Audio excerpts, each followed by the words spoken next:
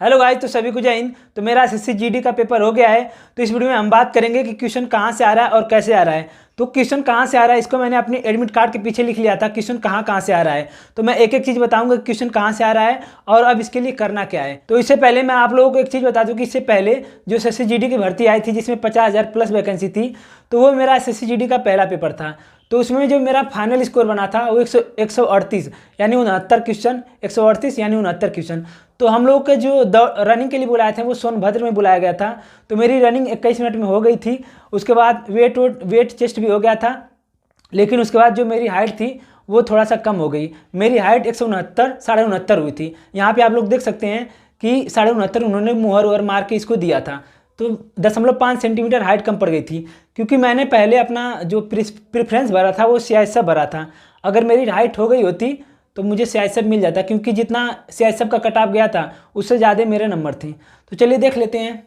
होता वही है जो किस्मत में लिखा होता है। अपने हाथ में था पेपर और रनिंग, तो सो मैंने कर दिया। बाकी हाइट तो अपने हाथ में था नहीं, तो क्या कर सकते हैं। तो चलिए देख लेते हैं कि इस बार एसएससी जीडी में मेरे में कहाँ से क्या क्या आया था। तो ये सारा मैंने अपने एडमिट कार्ड पे लिख लिया था कि किस चैप्टर से कितने क्वेश्चन आ रहे हैं। तो हम सबसे पहले बात करेंगे हिंदी का। तो हिंदी को हम देख लेते हैं। तो 3 मुहावरे और वाक्यांशों थे, एक वाक्यांशों से था और 2 मुहावरे थे। तो 3 क्वेश्चन यहाँ से हो गया। 2 विलोम से था, 2 विलोम से था, आसान आसान एकदम पूछा था। उसके बाद 2 पर्यायवाची पूछा था।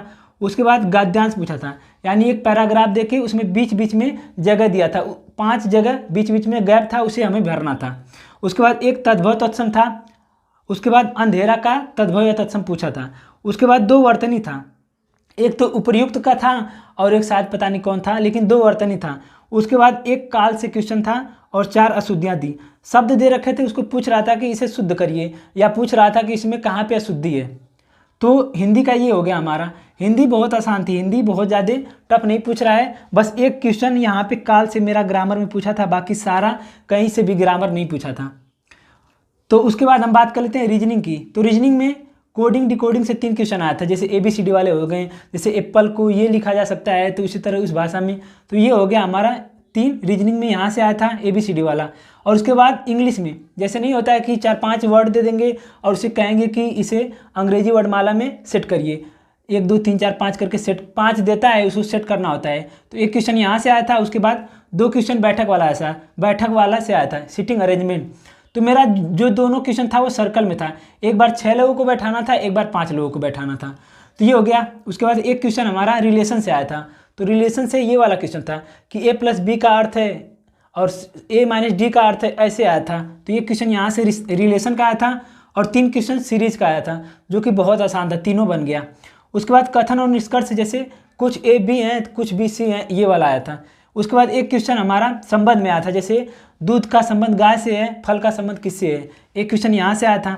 उसके बाद 2 क्वेश्चन जो गणित टाइप का होता है, जिसमें प्लस गुणा भाग माइनस इसको सेट करना होता है।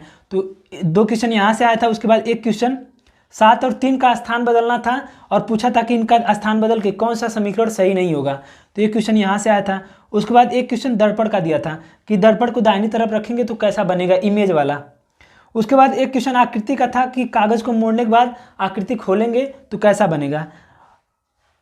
और एक क्वेश्चन आकृति का था कि जैसे 4 आकृति दे रखा था, तो पूछा था कि 5वां आकृति कौन सी होगी। तो एक क्वेश्चन यहाँ से, एक क्वेश्चन कागज से और एक क्वेश्चन ये भी आकृति से था। इसमें भी पूछा था कि एक क्वेश्चन यहाँ से कि एक आकृति दे रखा था और पूछा था कि कौन सा इन चारों ऑप्शन में वो आकृति मौजूद है, यहाँ से रीजनिंग पूछा था। तो ये हो गया हमारा रीजनिंग, ये हो गया हमारा हिंदी। और हम बात कर लेते हैं मैथ। तो मैथ में 2 क्वेश्चन अनुपात से पूछा था, 2 क्वेश्चन सरलीकरण से, एक क्वेश्चन HCF से, LCM से नहीं था, HCF से था। और 2 क्वेश्चन औसत से पूछा था। और 2 क्वेश्चन समय दूरी, तो एक ट्रेन पे था और एक ये था कि एक लड़का ऑफिस जाता है तो 10 मिनट पहले पहुंचता है इतनी स्पीड से और फिर 10 मिनट बाद पहुंचता है। तो समय दूरी से 2 क्वेश्चन था और समय और कारक से भी 2 क्वेश्चन था। और उसके बाद 3 क्वेश्चन लाभ और हानि से था और उसमें एक क्वेश्चन छूट का था, 2 छूट दिया गया था, 10% और 30% के 2 छूट दिया गया था। उसके बाद 2 क्वेश्चन प्रतिशत से था, 2 क्वेश्चन चक्रवृद्धि ब्याज, एक क्वेश्चन अर्धगोला का आयतन पूछा था, बहुत आसान था, अर्धगोला का आयतन पूछा था, एक क्वेश्चन साझेदारी से था। तो ये हमारा हो गया मैथ में। और उसके बाद हम बात कर लेते हैं जीके। तो जीके में मेरा 2 क्वेश्चन मेरा संविधान से, मेरे में 2 क्वेश्चन संविधान से पूछा था, लेकिन दोनों क्वेश्चन डीपीएसपी से पूछा था, राज्य के नीति निर्देशक तत्व। पहला क्वेश्चन पूछा था कि राज्य के नीति निर्देशक तत्व कौन से भाग में है, और एक पूछा था अनुच्छेद 50, अनुच्छेद 51 शायद पूछा था। उसके बाद एक क्वेश्चन इतिहास से पूछा था अशोक के बारे में, 2 क्वेश्चन विज्ञान से, एक फिजिक्स और एक बायो। एक क्वेश्चन अर्थशास्त्र से पूछा था पंचवर्षीय योजना, तो पंचवर्षीय योजना देख लेना, अर्थशास्त्र में यहीं से क्वेश्चन पूछ रहा है। उसके बाद 5 क्वेश्चन करंट अफेयर से पूछा था और सब में 2023 लिख के पूछा था। उसके बाद स्टैटिक से 6 से 7 क्वेश्चन पूछा था। स्टैटिक में ज़्यादातर नृत्य, त्यौहार, यही सब चीज़ें पूछ रहा है और स्पोर्ट्स से संबंधित चीज़ों के बारे में पूछ रहा है। और एक क्वेश्चन मेरा जनगणना से पूछा था कि भारत में पुरुषों की साक्षरता दर कितनी है, पुरुषों की जो साक्षरता दर है वो कितनी % है। और एक क्वेश्चन भूगोल से पूछा था। तो ये हो गया। और अब हम बात कर लेते हैं कि अब हमें करना क्या है। तो देखिए, आप लोगों को रीजनिंग में कुछ नहीं करना है, रीजनिंग एकदम आसान आ रही है, इसमें आपको कुछ नहीं करना है, इसका केवल प्रैक्टिस मारेंगे आपका रीजनिंग कवर हो जाएगा। उसके बाद हिंदी में क्या करना है, हिंदी में मुहावरे एक बार रिवाइज कर लेना, उसके बाद विलोम पढ़ लेना, पर्यायवाची रिवाइज कर लेना, इसको तो पढ़ना नहीं है। तद्भव तत्सम एक बार देख लेना, वर्तनी हो सके तो देख लेना, नहीं तो छोड़ देना। बाकी हिंदी में भी कुछ नहीं करना है, हिंदी भी एकदम आसान आ रही है, रीजनिंग हिंदी एकदम आसान आ रही है, ये आप लोग आराम से 20 में 20 कर लेंगे। उसके बाद मैथ में क्या करना है कि रोजगार विद अंकित पे एक सर हैं पढ़ा रहे हैं, उनका नाम पता नहीं, शायद दीपक सर है, वो करा रहे हैं, आप लोग उनका क्लास जरूर देख के जाइएगा। मैथ में जरूर क्लास देख के जाइएगा क्योंकि वो मेमोरी बेस्ड ही क्वेश्चन करा रहे हैं, तो मैथ में आप लोग ये कर सकते हैं।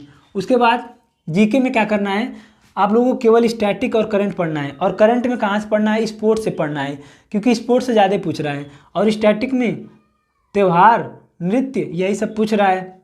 और एक बार जनगणना देख लेना, पंचवर्षीय योजना देख लेना, बाकी संविधान देख लेना, संविधान के भाग देख लेना और अनुच्छेद देख लेना, मौलिक अधिकार तक अनुच्छेद देख लेना, हो जाएगा। तो बस यही आप लोगों को मुझे बताना था, हो सकता है आप में से किसी को इससे फायदा हो जाए। तो एसएससी जीडी का जो एग्जाम आ रहा है वो काफ़ी सही आ रहा है, मतलब कठिन नहीं है, मतलब ठीक ठाक है। आप लोग आराम से वहाँ पे बस हड़बड़ाना नहीं है, आपको अपना टाइम मैनेज करना है, आराम से हो जाएगा। और टेक्स्ट बुक, अगर आपके पास टेक्स्ट बुक है तो टेक्स्ट बुक में मेमोरी बेस्ड क्वेश्चन बना रहा है, आप लोग वहाँ पर टेस्ट जरूर मार के जाइएगा।